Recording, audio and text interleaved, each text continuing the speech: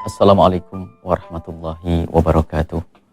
Alhamdulillah wa syukrulillah wa salatullahi wa salamuhu ala rasulillah wa ala alihi wa ashabihi wa mawalah, amma ba'd. Kaum muslimin dan muslimat, kita di negeri kita saat ini ramai membicarakan sekaligus mempersiapkan untuk merayakan Hari Kemerdekaan Republik Indonesia,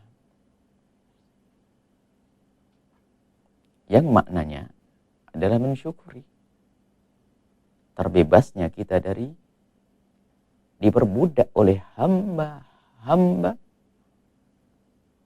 yang zalim, mengambil hak kita sekaligus merendahkan kemanusiaan di negeri ini,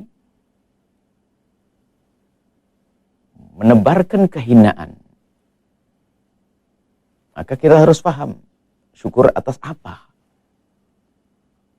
Bukan syukur kita adalah karena kita bisa bebas berbuat apa saja, bukan itu. Akan tapi harus kembali ke belakang.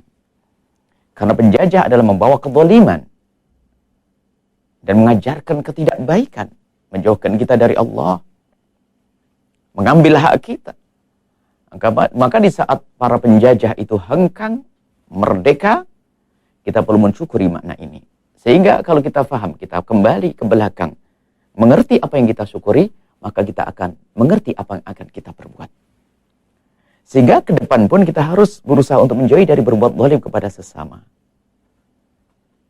Kemudian, di masa kemerdekaan ini, kita harus punya program-program menjauhkan orang dari kehinaan.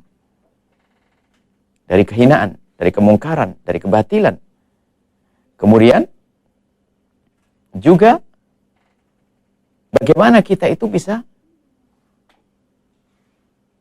mengerti hak orang lain, sehingga kita tidak berbuat zalim kepada mereka dengan mengambil hak mereka.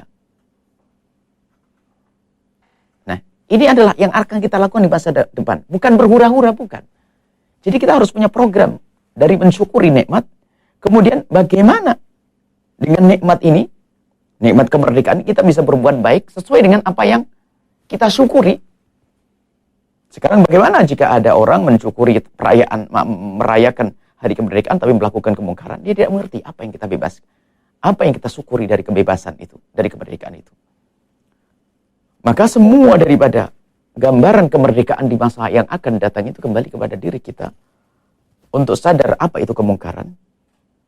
Kemudian bagaimana kita itu tidak dibelenggu oleh hawa nafsu kita yang selalu mengajak kepada kemungkaran seperti disebutkan di dalam Al-Quran. Maka pendidikan untuk merangi hawa nafsu ini sangat penting sekali dalam irama untuk memerdekakan diri kita dari diperbudak oleh hawa nafsu yang mengajak meniru budaya orang kafir, agama-agama yang salah, ajaran-ajaran yang sesat, kemudian dia berbuat zalim kepada sesama, hilangnya makna kasih sayang. Karena inilah hawa nafsu kita sudah dibelenggu. Kita sudah dibelenggu oleh hawa nafsu kita. Sehingga nafsu al-ammarah bisu harus kita perangi. Sehingga kita tidak menjadi dibelenggu oleh hawa nafsu kita. Nah, kemudian kita mulai dari diri kita sendiri. Sebelum kita berbuat banyak. Maka kita semua memerdekakan diri kita. Jadi untuk membebaskan dari kezaliman, diri kita dulu kita bebaskan dari hawa nafsu. Kita tidak akan berbuat zalim, kita tidak akan menyuruh kepada kemaksiatan, kita tidak akan memaruh kepada kemungkaran, kita tidak akan mengambil haknya orang lain. Kita akan kembali kepada hati kita sendiri, yaitu bagaimana agar kita tidak dibelenggu oleh hawa nafsu kita. Nah, di situ ada ilmu.